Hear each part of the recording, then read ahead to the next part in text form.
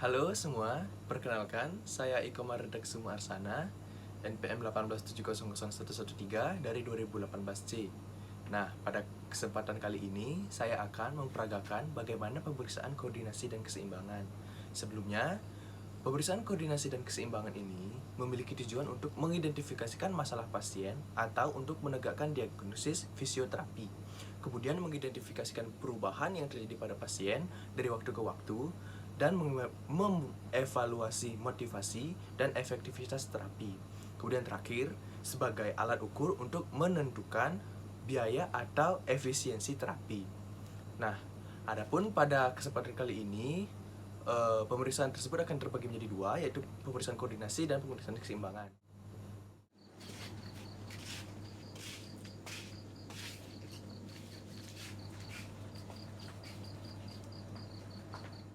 Nah, pada tes keseimbangan ini terdapat 3 jenis tes.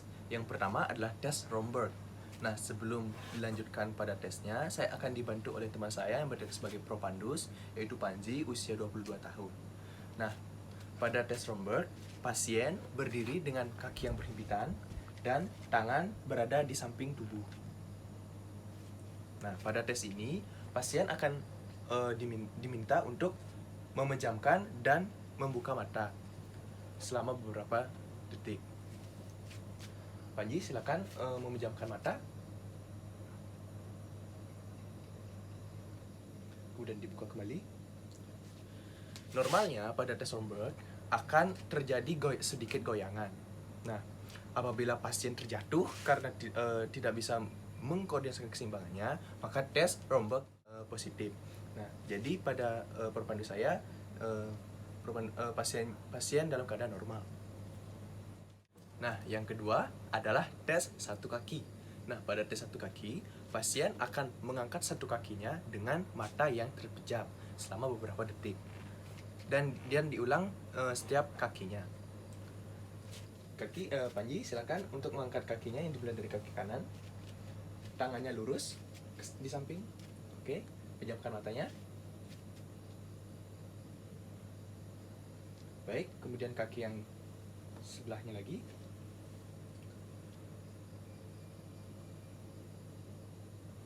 Baik.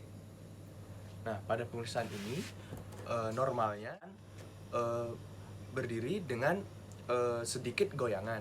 Nah, keadaan yang tidak normal apabila pasien mengayunkan kakinya untuk mencegah agar pasien tersebut jatuh.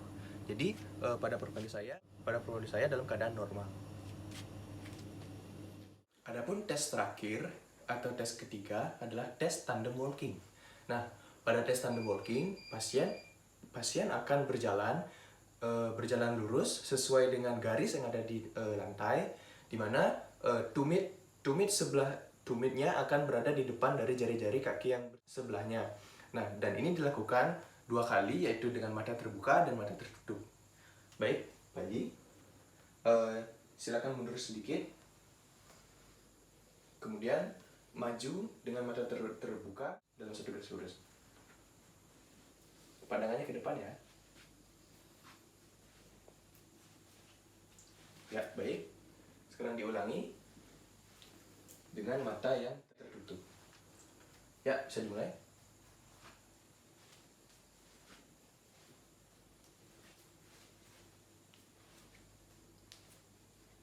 Ya. Dalam uji ini, pasien dapat melakukan berjalan dengan garis lurus dengan normal. Jadi perpandu saya dinyatakan dalam keadaan normal.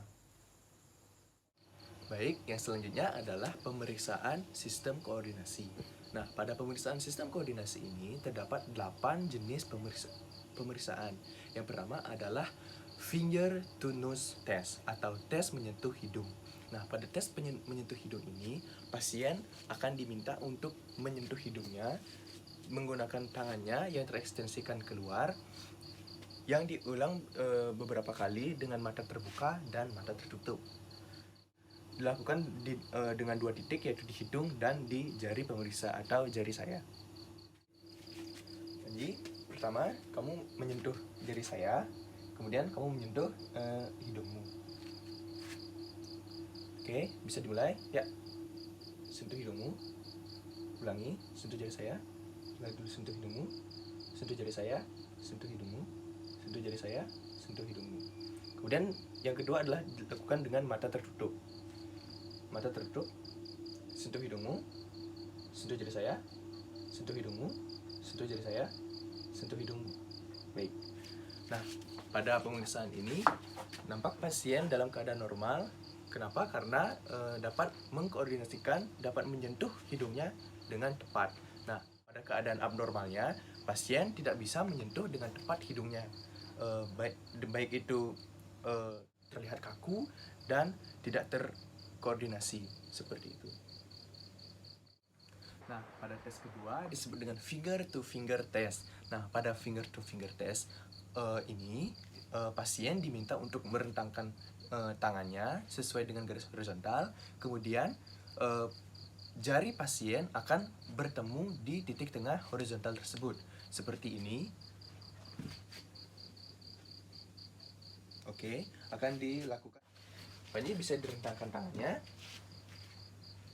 Kemudian menggerakkan kedua ujung jari telunjuknya saling bertemu di pertengahan bidang horizontal jari. Oke, diulangi ya. Lagi, makin cepat, Oke, sekarang dilakukan dengan mata tertutup. Silakan Panji. Makin cepat. Baik. Nah, pada pemeriksaan ini nampak pasien dalam keadaan normal. Kenapa? Karena dapat mengkoordinasikan jarinya sehingga dapat bertemu di titik tengah dari horizontalnya. Nah, dikatakan menyimpang apabila pasien tidak dapat menemukan atau mempertemukan jari-jarinya di tengah garis bidang horizontal dan gerakannya cenderung kaku dan tidak terkoordinasi. Baiklah, uji selanjutnya yaitu uji ketiga, yaitu dysdiodokinesia, di mana uji ini pasien melakukan uji pronasi dan supinasi pada kedua tangannya dengan siku yang diam, seperti yang saya peragakan ya Panji.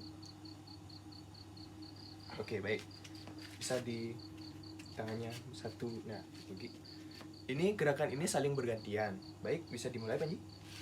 1, 2, 3, 4, 5, 6, 7, 8, 9, 10. 1, 2, 3, 5, 6, 7, 8, 9, 10. Baik, pada pemeriksaan ini pasien nampak normal karena dapat mengkoordinasikan tangannya dengan benar.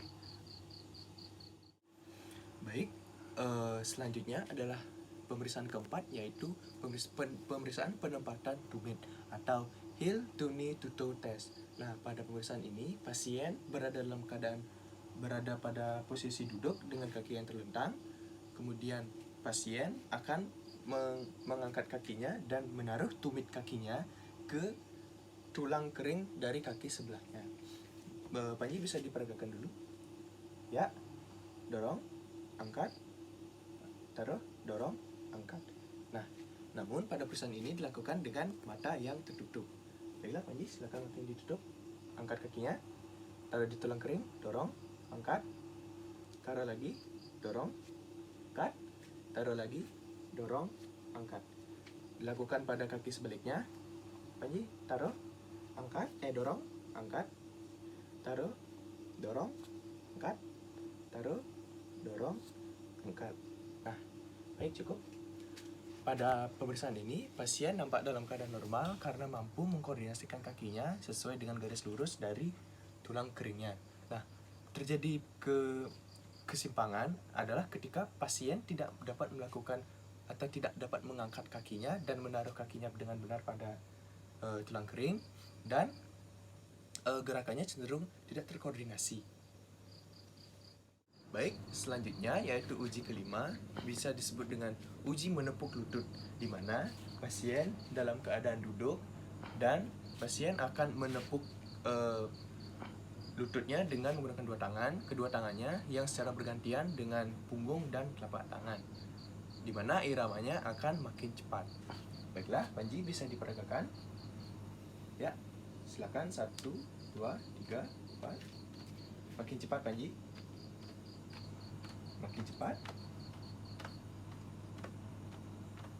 Makin cepat. Oke. Baiklah. Pada pemeriksaan ini, pasien nampak normal karena dapat mengkoordinasikan tangannya dengan benar. Nah, tangan dominan pasien ini tampak lebih terkoordinasi dalam gerakan yang normal dan koordinasinya itu tepat dibandingkan dengan tangan yang tidak dominan. Baik, selanjutnya adalah uji ke-6, yaitu tes tangan. Nah, pada tes tangan ini, pasien dapat berada dalam keadaan duduk, berdiri, ataupun tidur telentang. Nah, pada tes ini, pasien akan menyentuh jari-jarinya, masing-masing jari yang sama dengan pada kedua tangannya, seperti yang saya contohkan. Dengan berurutan dan teratur. Baiklah, Panji, bisa dilakukan. Dimulai dari sekarang. 1, 2, 3, 4, 5 1, 2, 3, 4, 5 1, 2, 3, 4, 5. Baik. Pada pemeriksaan ini pasien nampak normal karena dapat menyentuh jari-jarinya sesuai dengan posisi jari dan dilakukan secara teratur, halus, dan secara cepat. Baik, selanjutnya yang ke-7 adalah uji kaki atau toe finger test.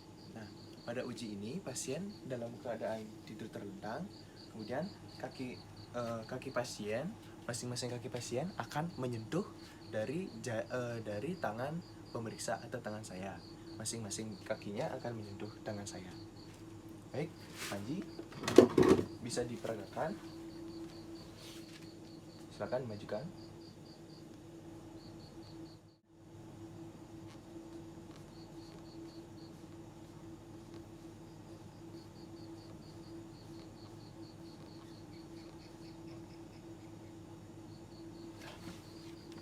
Baik, pada pemeriksaan ini pasien nampak normal karena pasien dapat menyentuh tangan saya atau tangan pemeriksa dengan teratur, namun kecepatannya tidak secepat dari tangannya yang pada uji tangan. Baiklah, uji selanjutnya sekaligus uji terakhir, yaitu uji berjalan. Nah, pada uji ini pasien akan berjalan dengan normal, dengan gaya normalnya pada mata terbuka dan mata tertutup. Silakan, Panji.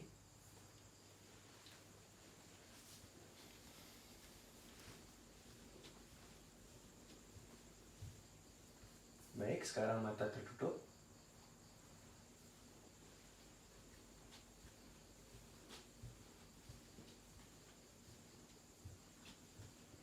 Ya, baik. Nah, pada uji ini pasien dalam keadaan normal. Kenapa? Karena berjalan dengan tumit menyentuh lantai pada saat pertama kali dan pada saat mengangkat kaki pinggulnya tidak mengangkat terlebih dahulu. Jadi pasien dalam keadaan normal. Sebaliknya, pasien tidak normal apabila tumit tidak menyentuh lantai terlebih dahulu dan pasien terkesan mengangkat pinggulnya terlebih dahulu dalam saat berjalan. Demikian rangkaian uji keseimbangan dan uji koordinasi yang telah saya peragakan. Terima kasih atas perhatiannya. Apabila ada salah kata dan salah perbuatan, mohon dimaafkan. Terima kasih dan sampai jumpa kembali.